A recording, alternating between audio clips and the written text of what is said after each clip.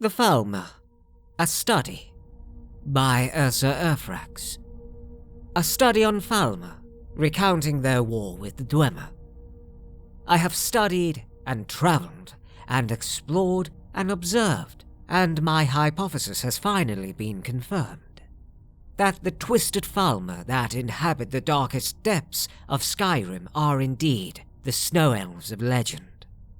No one really knows when the story of the Snow Elves began, but the ancient work, Fall of the Snow Prince, which is an account of the Battle of the Mosring, as transcribed by Lokheim, chronicler to the chieftain Ingjaldr White-Eye, gives a rather vivid account of its ending.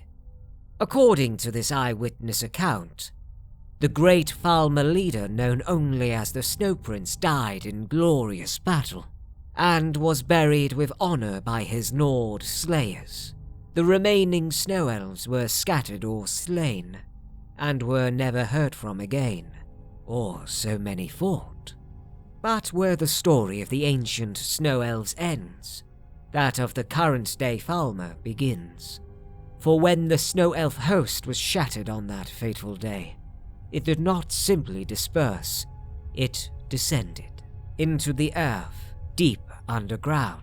For the Falmer sought sanctuary in the most unlikely of places, Blackrich, far beneath the surface of Skyrim, in the legendary realm of the Dwemer themselves. Yes, Blackrich exists.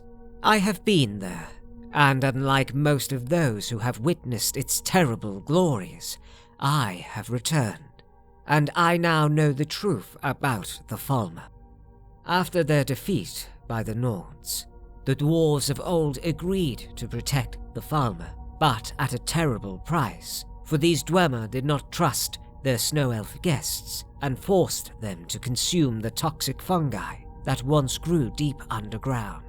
As a result, the Snow Elves were rendered blind. Soon, the majestic Snow Elves were rendered powerless.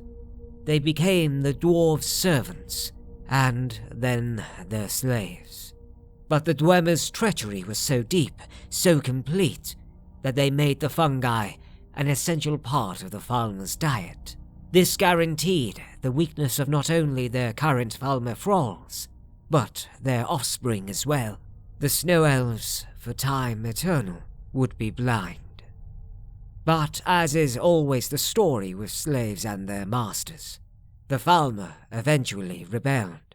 Generations after they first sought solace among the dwarves, and experienced bitter betrayal, the Falmer rose up against their oppressors. They overthrew the dwarves, and fled even further down into Blackrich's deepest, most hidden reaches. For decade upon decade, the two sides waged a bitter conflict, a full-fledged and bloody War of the Crack that raged deep below Skyrim's surface, completely unbeknownst to the Nords above, a war whose battles and heroes must forever remain lost to our knowledge. Until one day the war ended. For on that day, the Falmer went to meet their Dwemer foes in battle, only to find that the entire race had vanished. Finally free from the threat of their Dwemer overlords, the Falmer were able to spread freely throughout Blackrich. But years of fighting the dwarves had left them bloodthirsty and brutal. Feeling the need to conquer, to kill, they began mounting raids to the surface world. And so the legends began, of small, blind, goblin-like creatures who would rise from the cracks of the earth in the dead of night to slaughter cattle, attack lonely travelers, and steal sleeping babes from their cribs. In recent years, however, the sightings of these creatures have become more and more frequent, their raids more organized, their attacks more brutal. In fact, one might even come to the conclusion that the Falmer are ready to change once again. Could it be true? Are the Snow Elves of ages past ready to reclaim their long-forgotten glory?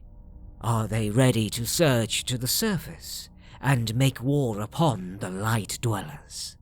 If that happens, if the Falmer are indeed planning on reconquering Skyrim, I fear a horror neither man nor gods could possibly stand against.